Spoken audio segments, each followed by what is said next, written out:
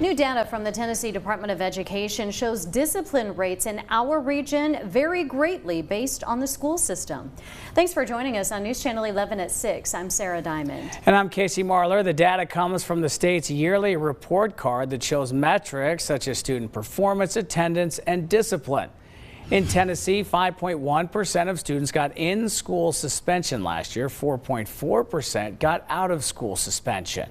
In Northeast Tennessee, the in-school suspension percentage, 6.35, out-of-school suspension just under 4%. News Channel 11's Catherine Simpson is live from our Kingsport Bureau with more on the discipline rates among school districts in our region and what education leaders say about them. Yeah, Sarah, Casey, we spoke to leaders here in Kingsport where the suspension rate is nearly double the state average, and in Greenville where it's about half the state average, and found out how administrators think about suspending students.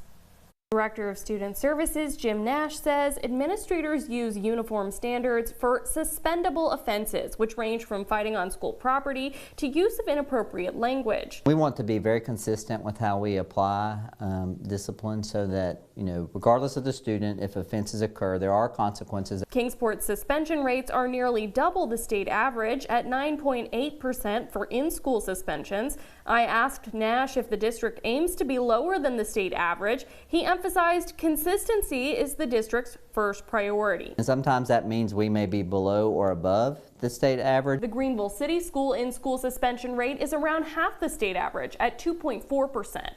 Director of Schools Steve Starnes says the low number means fewer students are missing instructional time for suspensions. We firmly believe that students need to be in school to minimize learning loss as much as possible. That's our overarching goal. Starnes says 2 years ago the district pivoted to other types of discipline like after-school suspension and short stints at the district's alternative school. We saw an overall reduction in our number of days of out-of-school suspension, and the student is supervised and they're continuing to learn, so those are win-wins. Both Starnes and Kingsport's Nash say prevention is key. A lot of the work that we do with our counselors, our admin, and our teacher is really working to work with students with social emotional learning, with relationships, with other services, so that they can effectively handle tough situations and make good decisions.